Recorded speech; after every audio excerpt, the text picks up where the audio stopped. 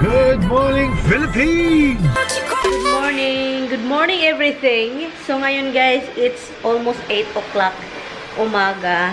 Pero pinalinis ko muna si Inday Garotay.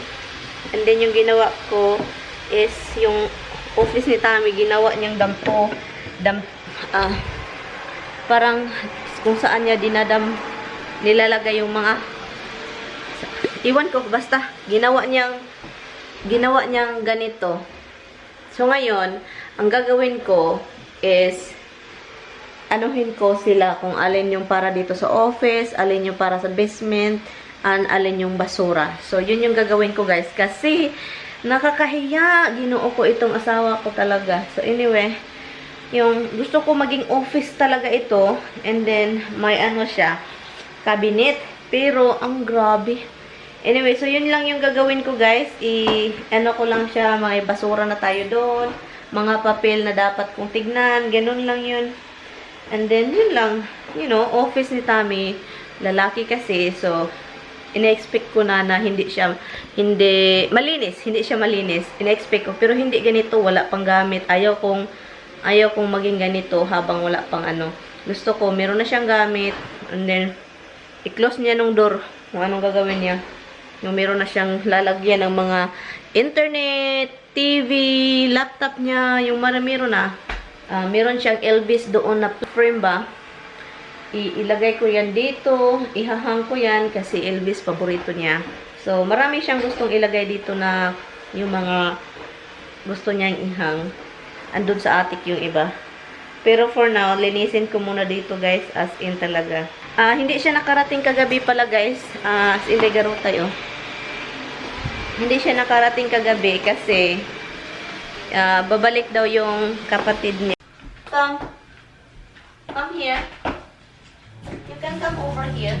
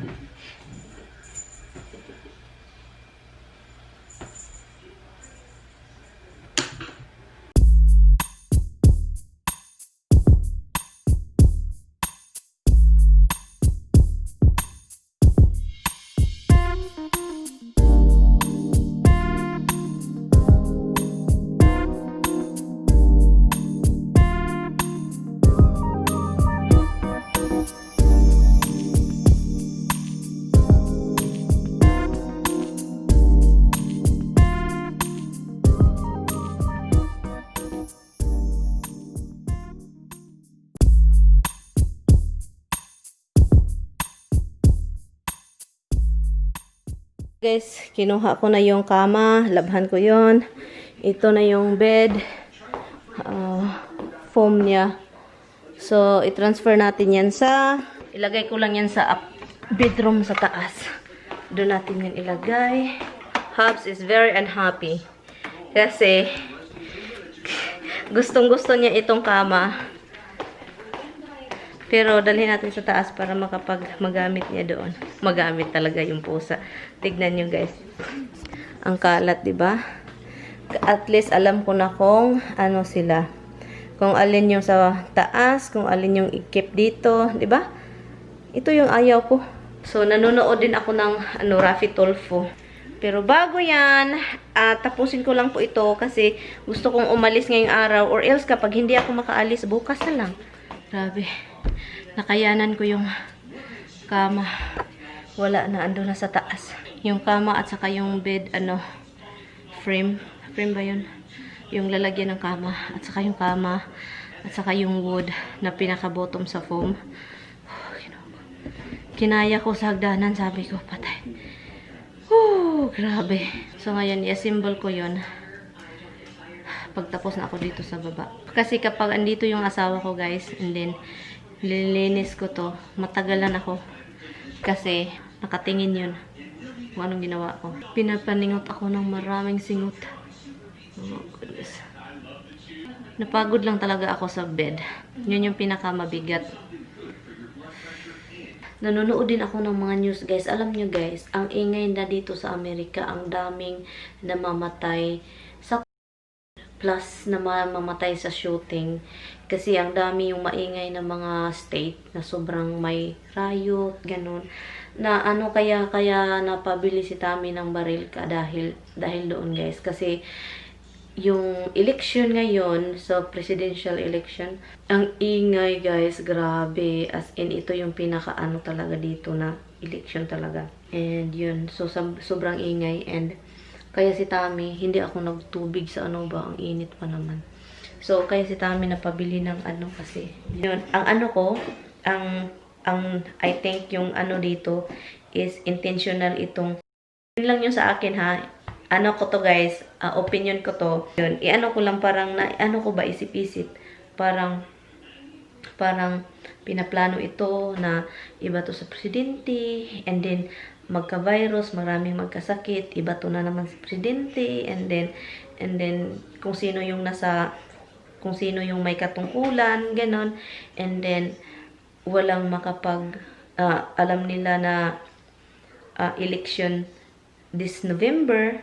Yung may kaganapan kasi dito, guys, na yung mga nagwawala sa kalsada, yung mga tao, may kriminal kasing nakahalo yung mga nagprotesta. And then magwawala, magsunog ng mga sasakyan ng pulis, mga bahay, mga businesses, kinukuha na, nagnanakaw na.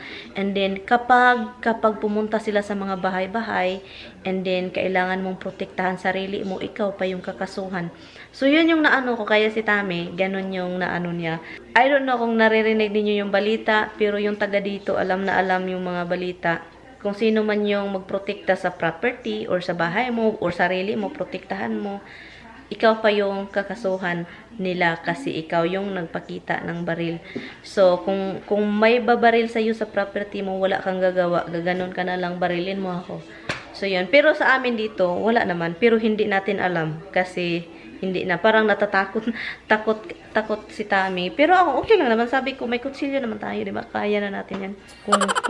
Kung mangyari man yan. Pero yun. So, ang gulo dito sa Amerika ngayon, guys. Oo, maraming mga taong gustong pumunta dito. Itong New York nga, na sobrang daming turista. Wala na masyadong makikitang turista. Sobrang ingay na doon sa city. Marami nang lumalayas doon, guys. Honestly, guys, marami nang mga mayayaman or hindi man mayayaman na nakatira sa Manhattan, yung pinaka-city talaga doon. Umalis na sila, kahit yung mayor nagsasabi ng balik kayo, mag-inuman tayo, lulutuan ko kayo, ganun. Nag-ano na ba, na parang magmamakaawa na pabalikin yung mga taong lumayas doon kasi ayaw nila yung ingay, dami ng mga nagnanakaw, dami ng nagbabarilan, and then hindi lang dito sa New York, guys, sa ibang state na, basta sa ibang state madami din. And yun, ang daming, kaya ngayon yung mga bahay mahal kung ano ka, kasi yung mga taga-syudad pumunta sa mga ganitong lugar, sa mga upstate, sa mga lugar na walang ingay. Kasi mas maingay doon sa city, delikado, basta delikado. Kaya yun. Kahit pumunta ka sa mga tindahan, hindi mo na alam kung takot na ako yung lumabas, lalabas kami ni Tami, takot na ako, kalalot na hindi ako taga dito, di ba? Pinag-iinitan ngayon yung mga ganun, yung mga ibang look ng mga tao. So yun, pero okay lang naman. Yung virus ngayon is parang malakas pa rin siya, pero hindi katulad noon na parang nagpapanik yung mga tao. Pero yeah, parang nakasanayan na rin na ganito yung mga ganito yung pangyayari. So yun, pero yung gulo is parang nakakatakot kasi parang mas lalala pa ito after election. Hindi natin alam kung sino yung mananalo, wala akong pakialam doon, hindi natin alam, pero nagluluto din ako ng rice kasi nagutom ako. And yun, nagutom ako, ang daming prutas, hindi ko alam kung anong gagawin. Oh my God, guys, pagtingin ko, gulat na gulat ako, sabi, oy, Ginoo ko, Lord. Gulat na gulat ako, guys, kasi open ito, and then alam nyo ba kung anong laman? Oh my God, nagugulat ako. Doon ako, guys. Nakatindig. Sabi ko pa, nakaganon ako. Oh, ginoo ko. Ganon. Kasi masakit itong unarm ko. Ganon, ha. Oh, ganon. Oh, ginoo ko, Lord. Itong mga frame na ito, ilagay ko to sa... i-ano ko lang to, ihahang over here. Because ayaw ko ng mga malalaking frame sa living room, sa downstairs. Ayaw ko. So, malalaking frame po ito. So, ilagay ko siya dito sa hallway sa second floor. Mag-ano muna ako. And then, yun siya, yung, nadala ko dito. And then, ito siya, hi bag. Ang dami kong asikasuhin dito. And then, yung couch na yan, couch yan. Gusto kong ilagay, kasi doon talaga yan dapat sa office ni Tami. So, yun. Ang diferensya is, hindi ko siya madala sa baba. So, ngayon, ito nadala ko. Kinaya ko talaga. At saka ito. And then ito. Hi, bug! Tignan nyo, ha? Look. So, yun. Pwede siyang maging kama. Yung maliit na bed. Yun din. And then, ito. Pwede mo ilagay dito yung ulo mo. Look. Look. So, yan lang. Black lang siya, guys. Kasi si Tami gusto ng black. So, kaya naging black. And then, bibili ako na gray na cover. Kasi pupunta ako Target. Hindi ngayon. Baka bukas with Tami. Madilim. Walang kuryente. Wala. Nag-storm kanina. Sandali lang talaga yung storm. Ulan, hangin. Yun lang. Thunderstorm.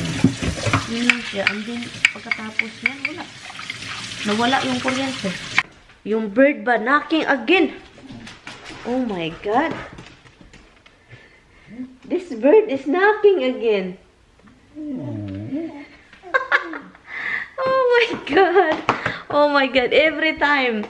Pinakain ko sila kahapon, ha. Every time na wala ng pagkain doon, itong mga ibon is sobrang matalino. Nagnanak. Knocking the wood. Oh, the wood. The sliding door. So, yun. Nagnanak sila, nangatok, kumatok sila. Palagi talaga yan, guys, nang nangyayari dito. Natawa na lang kami ni Tami. Kapag walang pagkain, may mga ibon magkatok-katok. Diyan sa, one time talaga, I feel bad because yung isa kumatok, nalakasan ata paglipad, patay. Napatay yung kawawang ibon. But anyway, guys, this tomato, it's crazy. Okay? The tomato is crazy. We have a lot.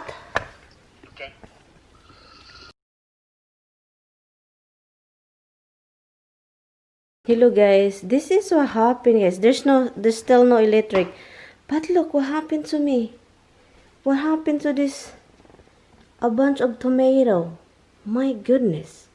It's like I got a lot of tomato and I don't have any lights. So, yeah, this is the problem. I'm using my phone's flashlight because walang light dito sa loob ng bahay. I-separate ko lang itong mga maliliit. Kasi ayaw kong matabunan yung nasa ilalim. Kasi sobrang hinog yung nasa ilalim. Madadaot yun. Madadaot. Ito yung mga kaganapan ko, guys. Hinarvest ko siya, guys. Kasi ang dami na. And then kapag may storm, maano lang siya, mahuhulog. Yung iba nasisira na kasi andun lang. Hindi ko hinarvest. Kasi nga, diba, paano ko to makakain lahat? So, yan. Bigyan ko lang yung kapitbahay doon din. Bigyan natin ng kamatis. Naghanap ako ng flashlight. Meron pala akong flashlight dito. Ito. Ichu. Flashlight pala ito. Look. Ano to? Hi, guys. Ito lang yung ilaw ko, guys. Flashlight. Diyan. Kasi, walang kuryente. Wala pa rin.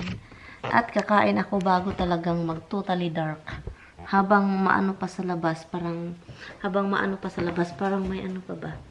Tawag nito, ilaw pa. Yan. At hindi ko kayo masyadong maklaro kasi yung flashlight is nakaano talaga. Yay! May kuryente na tayo! Goodness! May kuryente na tayo, guys. So, ngayon, ito na naman tayo, mag-ano na naman tayo ng na mga microwave at saka oven. Yan siya guys, charge. Charge lang natin yan. Oh, i-charge ko yung cellphone ko, i-charge ko yung laptop, i-charge ko na ngayon kasi baka mawala na naman ito. So ngayon, meron na tayo uling kuryente. Makapag-continue tayo sa office ni Tamimoy kasi hindi pa ako tapos. Ala, nawala na naman. Susdaan palagi ko. Nawala na naman. Animak. Ay, nako, kaloka. Lalaki yung kuryente, guys, kapag ganito. Sus, guys, ang laki ng braso ko, guys. Wag na niyong tignan. Naliligo ako, guys. Natapos na akong naligo. Ang laki na ng braso ko. Ay, Ginoo ko, Lord. Ginoo ko, Lord. Ginoo ko, Lord. Malaki naman talaga itong braso ko. Hindi na ito magbabago. But anyway, naligo ako kanina. Kasi bumalik na nga yung light, di ba? Hindi pa si Tami nakauwi. So, sabi pa niya, mamaya na siya, iidlip lang daw siya. And then, matulog siya mga ilang oras. And then, biyahe siya dito mamayang gabi. Gabay na, mamayang umaga, mga 12 or 1 o'clock ng gabi. So, biyahe siya dito. And, yun. And, i-end ko na tong vlog, guys. Pasensya na, guys. Dito lang ako sa bahay. Thank you guys so much for watching. I will see you tomorrow with Tami. So, yun. Tulog lang tayo.